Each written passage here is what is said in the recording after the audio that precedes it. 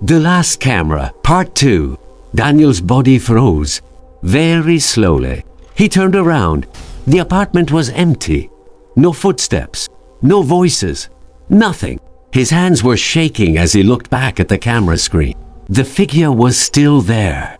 A tall man, wearing a long black coat. His face was completely hidden in darkness.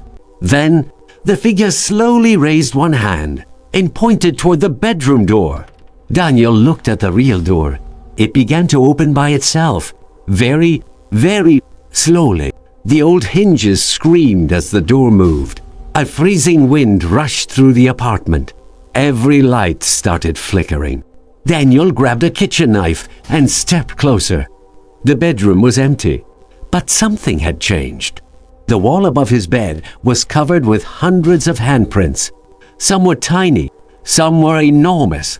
All of them looked as if they had been pressed into the wall from the inside.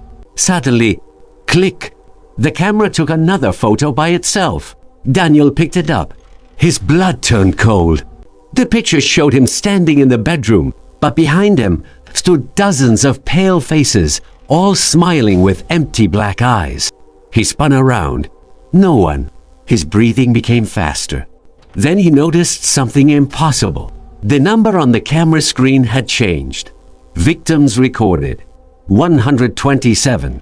A second later, it became 128. Daniel stared in horror.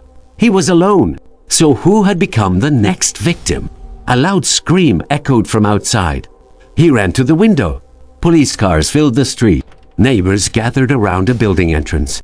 Someone had been found dead. Daniel pushed through the crowd. The victim was the old neighbor who had warned him only hours earlier. His eyes were wide open with terror. Around his neck hung a photograph. It showed Daniel.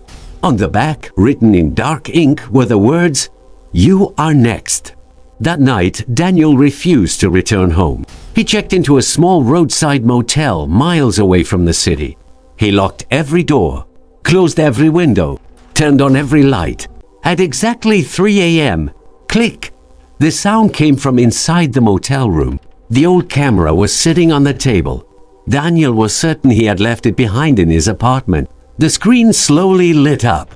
This time, it wasn't showing the room. It was showing tomorrow.